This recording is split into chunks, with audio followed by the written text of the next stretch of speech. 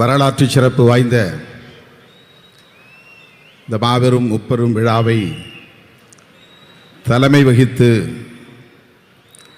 இன்னும் சிறிது நேரத்தில் சிறப்புரை ஆற்றவிருக்கிற தமிழ்நாடு முதல்வர் மாண்புமிகு அண்ணன் தளபதி அவர்களே, இந்த மேடையில் அமர்ந்திருக்கும் தமிழர் தலைவர் ஐயா ஆசிரியர் அவர்கள் உள்ளிட்ட நமது இந்தியா கூட்டணி கட்சிகளை சார்ந்த தலைவர் பெருமக்களே, அமைச்சர் பெருமக்களே,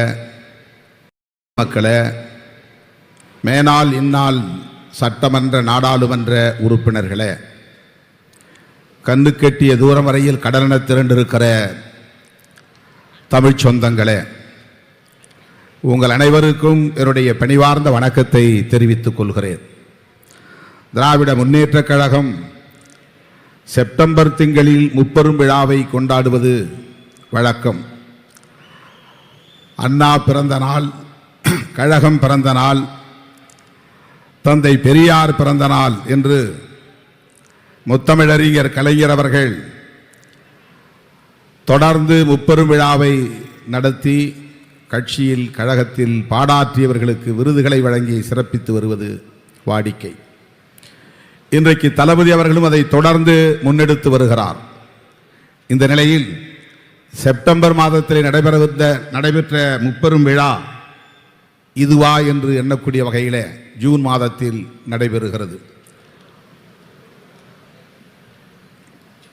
முத்தமிழறிஞர் கலைஞர் அவர்களின் நூற்றாண்டு நிறைவு விழா, மாண்புமிகு முதல்வருக்கு பாராட்டு விழா, மகத்தான வெற்றியை வழங்கிய மக்களுக்கு நன்றி சொல்லும் விழா என்று இந்த விழாவை அண்ணன் அவர்கள் ஒருங்கிணைத்திருக்கிறார். முத்தமிழறிஞர் கலைஞர் அவர்களுக்கு இந்த நேரத்தில் உலக தமிழர்களை எல்லாம் ஒருங்கிணைத்து ஒரு மகத்தான மாநாட்டை, செம்மொழி மாநாட்டை நடத்திய இந்த கொடிசியா மைதானத்தில் நின்று அவருக்கு எமது செம்மாந்த வீர வணக்கத்தை செலுத்துகிறோம். அவர் விட்டு சென்ற பணிகளை இன்றைக்கு வெற்றிகரமாக நாடே திரும்பி பார்க்கக்கூடிய வகையில், வியந்து பார்க்கக்கூடிய வகையில் வழிநடத்தி கொண்டிருக்கிற கழகத்தையும் நாட்டையும் வழிநடத்தி கொண்டிருக்கிற அண்ணன் தளபதி அவர்களுக்கு பாராட்டு விழா. அகில இந்திய அளவில் தலைவர்களை அழைத்து அண்ணன் அவர்களுக்கு பாராட்டு விழா நடத்த வேண்டும். அத்தகைய சாதனையை படைத்திருக்கிறார் அண்ணன் தளபதி அவர்கள். நடந்து முடிந்த நாடாளுமன்ற பொதுத் தேர்தலில் வேறு எந்த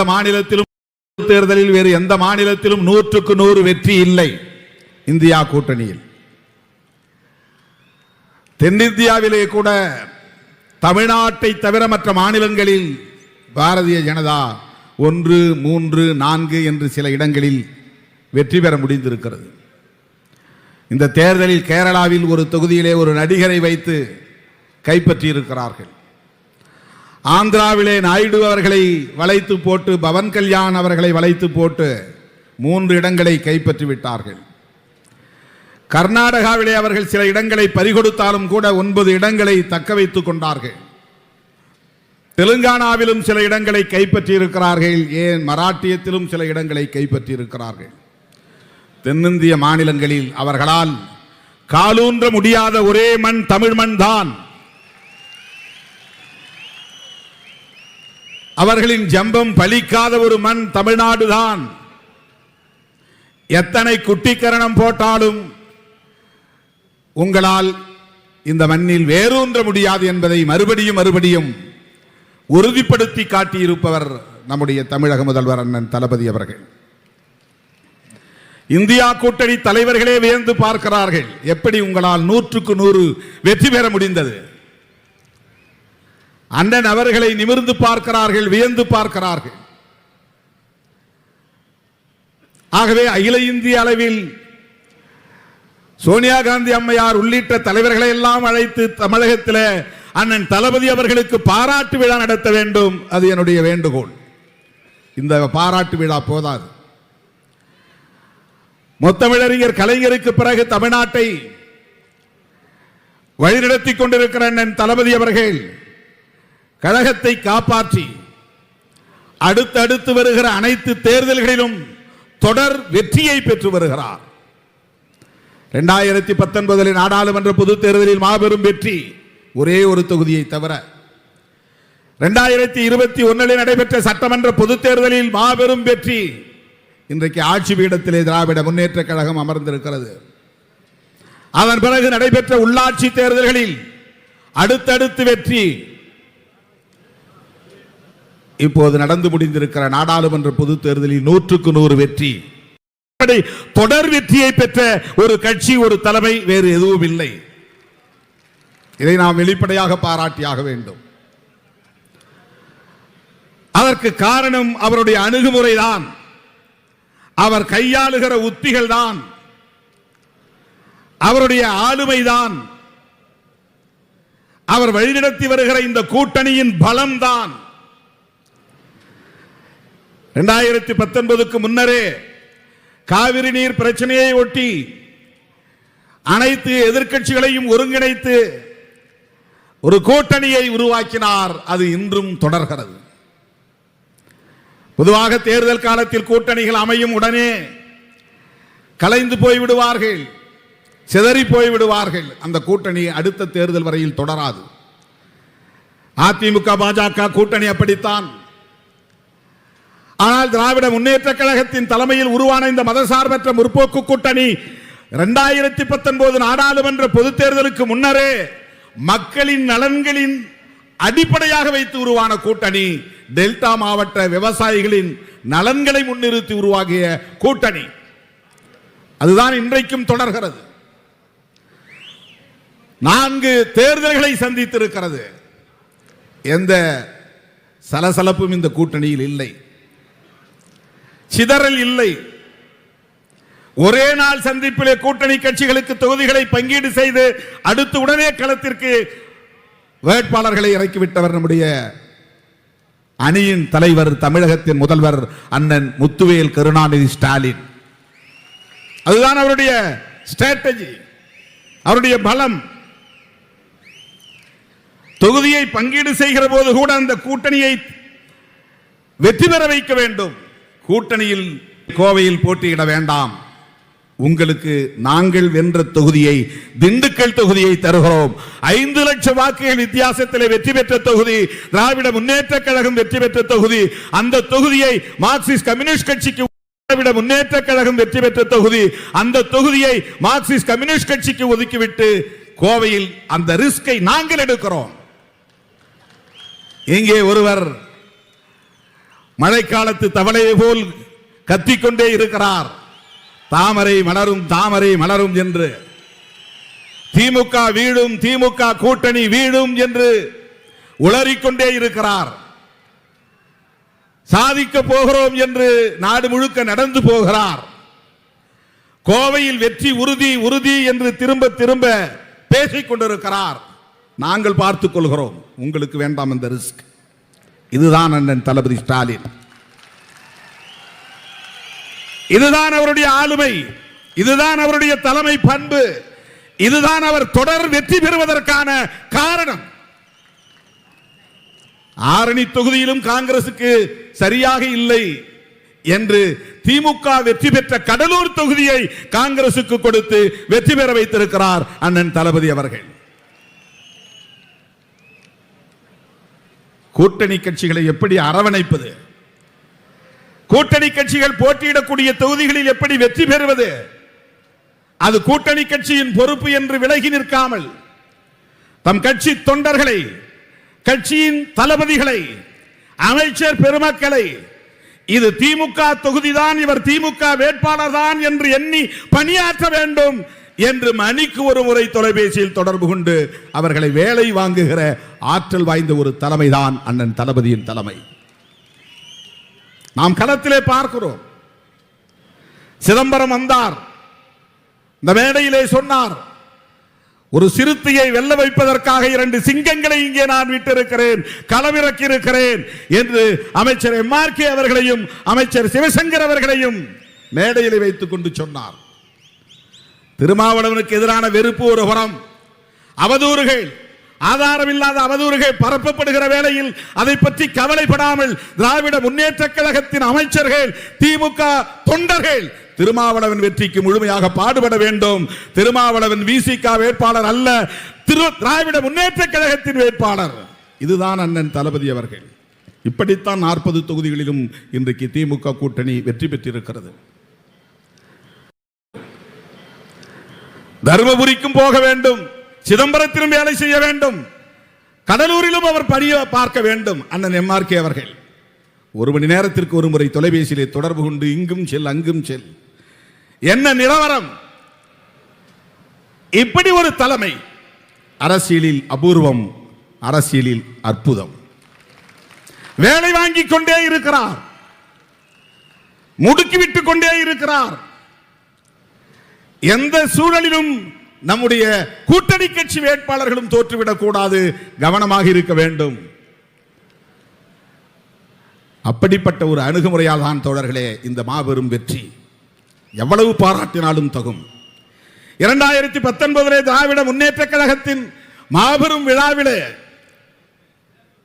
கலைஞர் பிறந்தநாள் விழாவா அல்லது முரசொலி 75வது பவள விழாவா என்று எனக்கு நினைவில்லை, அந்த கூட்டத்திலே அண்ணன் சொன்னார், இந்தியாவின் அடுத்த பிரதமர் ராகுல் காந்தி என்று சொன்னார். காங்கிரஸ்காரர்களே சொல்ல தயங்கிய நேரத்தில் அடுத்த பிரதமர் ராகுல் காந்தி என்று சொன்னவர் நம்முடைய தலைவர் தளபதி ஸ்டாலின் அவர்கள். ஏன் அகில இந்திய அளவில் ராகுல் காந்தியின் தலைமையில் அடுத்த தலைமுறையை ஒருங்கிணைக்க வேண்டிய தேவையை முன்னுணர்ந்தார். பாரதிய ஜனதாவை வீழ்த்துவதற்கு காங்கிரசோடு இணைந்து அனைத்து எதிர்க்கட்சிகளையும் ஒருங்கிணைக்க வேண்டிய தேவையை உணர்ந்தார். அதுதான் தளபதி. அதோடு நின்றுவிடவில்லை, இந்தியா முழுவதும் பயணம் செய்தார். அரவிந்த் கெஜ்ரிவாலை சந்தித்து இந்த அணிக்கு கொண்டு வந்தவர் நம்முடைய தளபதி அவர்கள், யாரும் மறுக்க முடியாது. மம்தா பானர்ஜியை இந்த அணியிலே இணைக்கிற பெரும் வேலையை எடுத்துக்கொண்டவர் தளபதி அவர்கள். அகிலேஷ் யாதவ், தேஜஸ்வி யாதவ் போன்றவர்களை எல்லாம், அந்த இளைஞர்களை எல்லாம், இளம் தலைவர்களை எல்லாம் தமிழ்நாட்டுக்கு வரவழைத்து பல நிகழ்ச்சிகளில் பங்கேற்க வைத்து இந்த கூட்டணிக்குள்ளே இணைத்த பெருமை தளபதி அவர்களை சாரும். அகில இந்திய அளவிலே இந்தியா என்கிற ஒரு கூட்டணி உருவாவதற்கு தளபதி அவர்களின் பங்களிப்பு மகத்தானது. இந்தியா கூட்டணி தலைவர்களை அதை அங்கீகரித்திருக்கிறார்கள். இந்தியா என்கிற பெயரை சூட்டுகிற போதே அதை பேசியவர். அந்த கூட்டங்களில் பங்கேற்கிற வாய்ப்பு எனக்கு கிடைத்ததனால் அதை களத்தில் நேரடியாக கண்டவன் நான். அந்த முக்கியத்துவம் எங்கிருந்து வந்தது? இவருடைய அணுகுமுறையால், இவருடைய தொலைநோக்கு பார்வையால், நாட்டு நலனில், மக்கள் நலனில் இவர் காட்டுகிற அக்கறையால், காங்கிரசோடு இணைந்து பணியாற்ற வேண்டிய தேவை இருக்கிறது என்பதை அவர் பொறுப்புணர்வோடு உணர்ந்த காரணத்தினால் 1976 நாட்டுக்கு இப்படி ஒரு நெருக்கடி ஏற்பட்ட போது அனைத்து எதிர்க்கட்சிகளையும் ஒருங்கிணைக்கக்கூடிய ஒரு மாபெரும் பணியை சிறமேற்கொண்டு செய்தவர் முத்தமிழறிஞர் கலைஞர். அன்றைக்கு ஜனதா உருவானது. ஜனசங்கமாக இருந்த பாரதிய ஜனதாவையும் அன்றைக்கு அதில் இணைத்துக் கொண்டார்கள். ஆனால் இன்றைக்கு அப்படியே தலைகீழாக மாறி இருக்கிறது. அந்த பாரதிய ஜனதாவை தனிமைப்படுத்த வேண்டும், அதற்கு அனைத்து எதிர்க்கட்சிகளையும் ஒருங்கிணைக்க வேண்டும் என்று முத்தமிழறிஞர் கலைஞரின் அரசியல் வாரிசு அண்ணன் தளபதி அவர்கள் இந்தியா முழுவதும் பயணம் செய்து இந்த தலைவர்களை எல்லாம் ஒருங்கிணைத்து இந்தியா கூட்டணியை உருவாக்கினார். ஆகவே நான் மறுபடியும் சொல்லுகிறேன், சோனியா காந்தி அம்மையார், ராகுல் காந்தி போன்றவர்கள் எல்லாம் பங்கேற்கக்கூடிய வகையில் ஒரு மாபெரும் பாராட்டு விழாவை தளபதி அவர்களுக்கு நடத்த வேண்டும். இது சாதாரணமானதல்ல. 40 நமதே, நாடும் நமதே என்று அவர் சொன்னார். 40 நமதாகிவிட்டது. நாடு இன்னும் நமதாகவில்லை. இந்திய நாடு, தமிழ்நாடு ஏற்கனவே நம்மோடு தான் இருக்கிறது.